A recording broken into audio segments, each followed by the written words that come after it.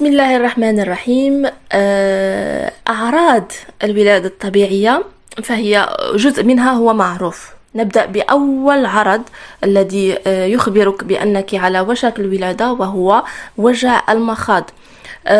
في البداية يبدأ بوجع خفيف كوجع الدورة الشهرية، يكون خفيف جدا.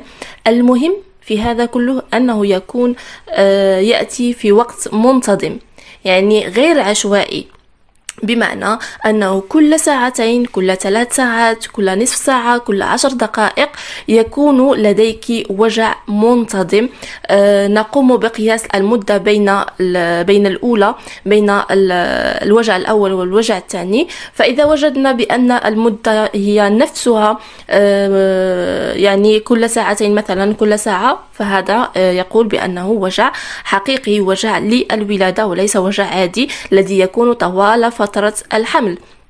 كذلك لا نقوم فقط بقياس الطول بين الوجعة الأولى والوجعة الثانية، نقوم كذلك بقياس طول الوجعة نفسها. تقومين بوضع يدك فوق بطنك فتجدينها متقلصة منقبضة. تقومين بقياس مدة الانقباض، إذا كانت تتجاوز 40 ثانية فهو هذا يعني بأنك فعلا في وقت يعني أنت لديك أعراض للولادة الطبيعية، أنت مشركة على الولادة. في حين إذا كانت طول الانقباض أو طول الوجع أو طول التقلص أقل من 40 ثانية فهذا نقول عليه وجع كاذب للولادة. هذا فيما يخص الوجع. عندما يصل طول أو الفترة ما بين الوجعة الأولى والثانية 10 دقائق، يعني كل 10 دقائق يكون هناك وجع، هنا يجب الذهاب فورا للمستشفى للكشف عليك. فغالبا سيجدون بأن عنق الرحم مفتوح من 1 سنتيمتر إلى ما فوق. هذا بالنسبة للوجع. العرض الثاني الذي يقول لك بأنك على وشك الولادة وهو خروج السائل الأمنيوسي أو سائل الجنين، فهي علامة أكيدة بأنك ستلدين في من 24 إلى 48 ساعة. لا يجب أن تتجاوزيها بتاتا. لماذا؟ لأن هناك خطر أن ينتقل تعفن أو ينتقل الأمراض إلى الجنين، فلا قدر الله يجب عليك فورا الذهاب للمستشفى للكشف عليك. هناك نساء من يكون خروج السائل الأمنيوسي قبل الشهر التاسع، فهنا غالبا تكون ولادة مبكرة.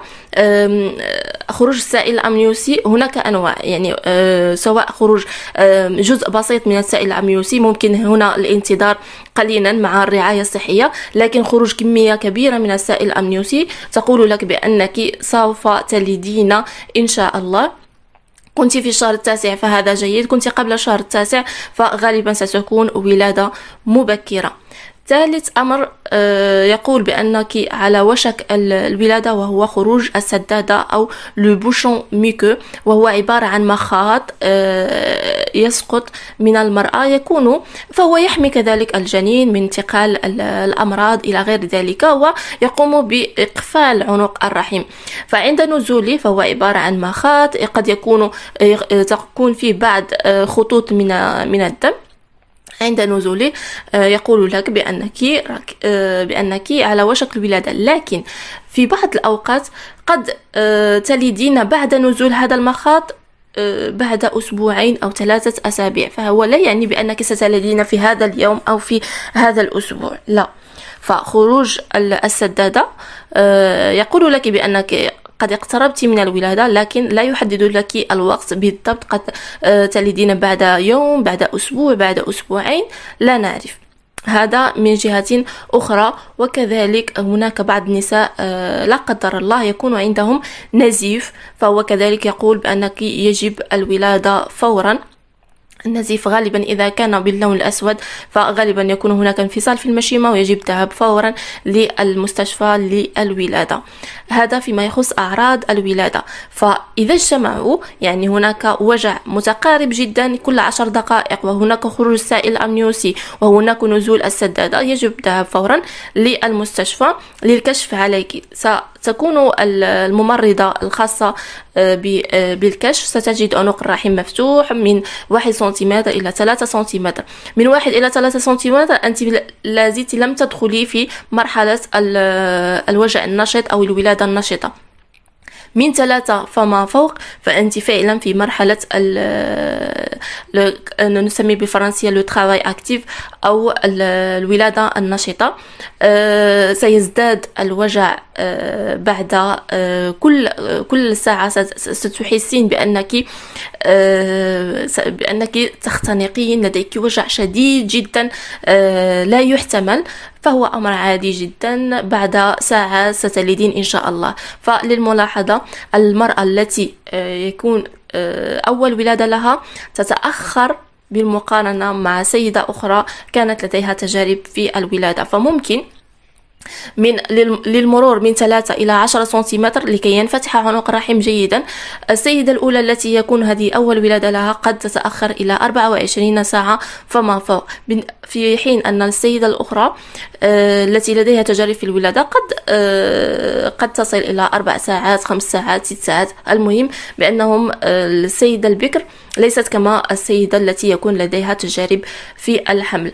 ففي الأول سنعتمد على الوجع الطبيعي الذي لديك. إذا لاحظنا بأنه لا يكفي أن عنق الرحم لا يتوسع بالشكل الجيد، ستضطر الممرضة لوضع إبر الوجع الاصطناعي. أعلم بأن أغلبكم يخاف من الوجع الاصطناعي، لكنه يساعد في تسريع الولادة، فهو أمر جيد جدا يساعدك في تسريع الولادة. فستلاحظين بأنه بعد بضع ساعات سينفتح عنق الرحم بشكل جيد جدا. ثم تبدأ مرحلة أخرى بعد انفتاح عنق الرحم التي هي الولادة. فهنا يجب عليك أن تكوني قوية جدا، أن تحافظي على قوتك، لا تصرخي في مرحلة الوجع لكي لا تفقدي الطاقة، فهذه الطاقة ستحتاجينها في وقت الولادة للدفع. فيجب تتبع كل ما تقوله لك الممرضة لكي تمر الولادة بسلام إن شاء الله. بعد ذلك يكون خروج الجنين، سترين نوع جنينك. ثم تأتي المرحلة الثانية التي هي خروج المشيمة. فهنا يجب كذلك الحذر، فالمشيمة أمر قد نقول بأنه من بين أول أسباب وفاة سيدات في المغرب الحوامل أقصد، وهو وجود أطراف من المشيمة داخل الرحم. فعند خروج المشيمة لا تخرج كاملة، يخرج جزء منها ويبقى أجزاء، الشيء الذي يسبب نزيف لا قدر الله. فعند حدوث النزيف قد نفقد الأم. وهنا الأمر يعتمد على الممرضة التي قامت بولادتك، عليك أنت، على حجم بطنك، على مجموعة من الأمور. لا نتطرق إلى هذه الأمور. المهم أنك ستلدين إن شاء الله بخير وعلى خير، وسترين جنينك بصحة جيدة. هذا ما يحصل في الساعات المقبلة التي تلي الولادة. هناك الرضاعة، احرصي على أن ترضعي جنينك جيدا، فالرضاعة جيدة جدا. حتى ولو لاحظتي بأنك لا تتوفرين على الحليب، فقط اعطي جنينك ثديك لكي يتمكن الثدي من صناعة الحليب ويستفيد منه جنينك. سأتكلم بالتفصيل عن هذا الموضوع في فيديوهات قادمة. الآن سأكتفي بهذا القدر.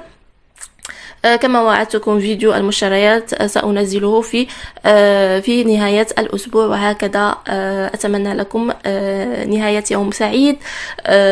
شكرا لكم على تعليقاتكم التي تسرني جدا. ألقاكم في الفيديو القادم، والسلام عليكم.